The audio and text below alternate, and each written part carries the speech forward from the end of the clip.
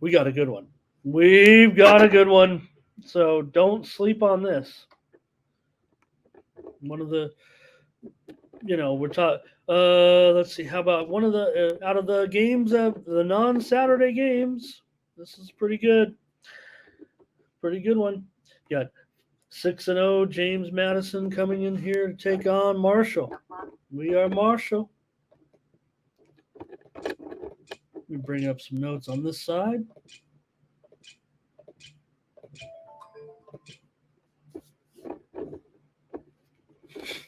All right, here we go. JMU 3-0 on the road so far this season, but man, they won by the slimmest of margins. And if you look at laying some points here, what do we got? We'll call it 3.5 now, 49.5. Like I said, I had these typed in. So, but these are moves you're actually seeing, not real time as I type them in, but um, the information I have when it first comes on will be a little bit stale, and then it'll show you the move. So a little bit of, I think, built-in information as this total is dropped here to 49.5 between James Madison and Marshall. When we were on that Circa show, when we were on the line preview show, this one opened 55.5. So it's been just a pretty big, a huge move actually to the under in this game. And it seems like it really does seem like that is the right move here in this one. And he likes, yeah, Darren, we are Marshall. And yeah, I mean, that was before even, I mean, I was alive, but it was even before my time a little bit with the tragedy of, I think everybody's seen that movie. I don't need to talk about it. Anybody who hasn't seen We Are Marshall, that was the name of the movie too, right? And everyone, oh, let's say we got Looks on Madison, we got Ray on Madison, and Dwight on Marshall. And Perky's so old, he hung out with James Madison back in the day. Marshall, in their two losses, they gave up some big points to some pretty decent teams, but they are 4-2 coming in, and they're averaging 32 points a game against the Division 1A opponents. They played one Double A opponent as well. They 2 games at home, convincing victories, 24-17, 41-35. Marshall last year was a 12-point underdog against Madison and ended up beating them 26-12. Note the score there in that one. Nathan says he'll lay a bigger line here with Madison. And Madison does look to be pretty popular today with some cappers here. And Perky loves Madison here today as Madison continues to roll. In that game last season, Madison had been outgained in the game by 80 yards, but there was a pair of key turnovers in the game that allowed Marshall really to get Madison could only manage the 12 points. So, all right. Looks like you guys are. Looks like JMU is is the call for you guys here in this one, and I think that's the way I'm gonna go as well here. I like JMU. You guys like it. I like it. That might be like a consensus. I'm trying to figure out how we can roll that consensus product out, and this is maybe the way, but I'll just take Madison here in this one with you guys a little bit, especially if it's Perky's big play. Maybe I'm uncomfortable laying a little bit of points here. Uh, with that hook on there. I mean, I can buy it down certainly myself, but this is Madison rolling, no doubt about it. Right now, they've scored 31 points in 5 of their 6 games. I think they are facing a little bit stiffer test here. I want to give Marshall some respect. maybe that's why I don't know about the line movement here necessarily. I wasn't able to. I'm I say on Twitter, I'm Mr. Expert on all this, and I will tell you, I mean, if I think there's sharp guys, right? To me, here, so there was a debate because I say that, and they're like, "What is sharp? What is? I don't know. I mean, these guys are supposed to know more than me, but to me, right, sharp is the non-public side that is, the line is moving, right?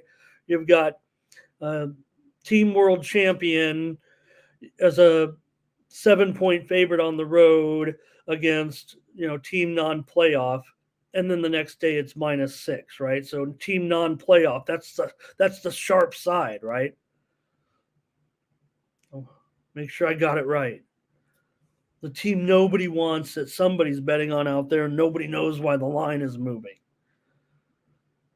That's not always the case. I mean, sharps will bet on favorites too. We talked about the other day when the uh, ticker went off, and it was some Japanese league baseball game at 360. All right, enough of that. Let's get on here with Madison on the road. I'm going to take him. I'm going to lay this. Look, it opened 4.5 when we did that opening line show. I really do uh, respect what Marshall. They're not awful. They're pretty darn good. They go to bowl games every year, right? So, but Madison, one of 11 teams left with the 0 on the under the L column, and of note, since coming into the Sun Belt, Madison 8-3 against the spread.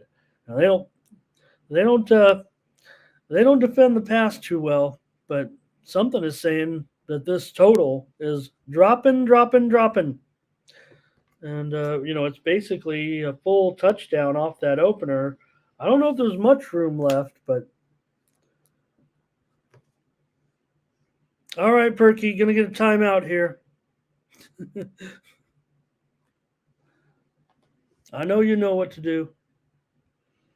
Okay, I'm on Madison tonight. I'll lay it. Rice is gonna take on Tulsa tonight, and the Golden Hurricane 2-point favorite here. Call it 3 now. 3-58. So that was the line a couple days ago. And I typed in all the games, and now it's gone up here from 2 to 3. Fair enough. For both teams coming in with a 3-3 record here this season. For Rice, they've allowed 37 or more points in 4 of their 5 games against 1A competition this season. And Rice, always a team that, they got a little turnover bugaboo a little bit, and it's happened again this season, and that's kind of affecting them. And for Tulsa, they are not a good home favorite. They are just 5-9 against the spread in their last 14 tries as a home favorite. And Tulsa just 4-7-1 against the spread their last 12 in conference. These two teams haven't met in a decade, so I don't think anything in the series history is of interest to me. Tulsa also just 2-7 against the spread as a last 9 games coming off of a loss. So the move here has been maybe 2 Rice. When we were on that circus show, it opened 3, but reports are it did touch 3.5. And we saw it go all the way down to 2. But now dealing with a field goal here, laying a field goal here at Tulsa at home. And as far as this total, up at 58, it opened 53.5 on the circus show that we did, the opening line show on Sunday, and was immediately bet up to 57, and now it's all the way up to 58. I'm not sure. It even touched 58 and a half. I'm showing here at FanDuel before being bought back. So that seems a bit egregious. I would think. I mean, I do expect a lot of points. I was expecting that the total would come, maybe in the 52 range, and I was going to go over. But at 58, I'm not saying it's a dead solid under here because I'm worried that there is going to be points scored in this game, but I don't know. There's going to be 60 points scored in a close game. Because basically what you're saying right here is the final score is going to be something like 31-28 in favor of Tulsa. That would be right on there pretty much, except for 1 point off, but that's a realistic football score, 31-28. What do you guys say here? All right, Perky, gonna time out you. I know it's borderline, but just don't, no need for any. All right. I love Perky, man. He gets going, and there's no need for that when we're trying to run this is a serious show. Just to be honest. Funny. I mean, funny if in a bar room talk. But all right. So let me catch up with you guys here and take a look at some of these with Thomas Lewis on Rice here today. And Nathan says close matchup. Going to have to take the points here in this one. He took Tulsa last time. Here's Darren. Tulsa and the under. Ferner says go under here in this one. Like I said, to me, it feels like,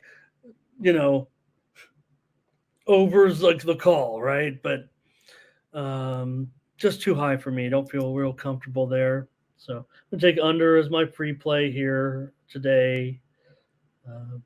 Overtime would be bad because you just have a feeling that that's how it's gonna go.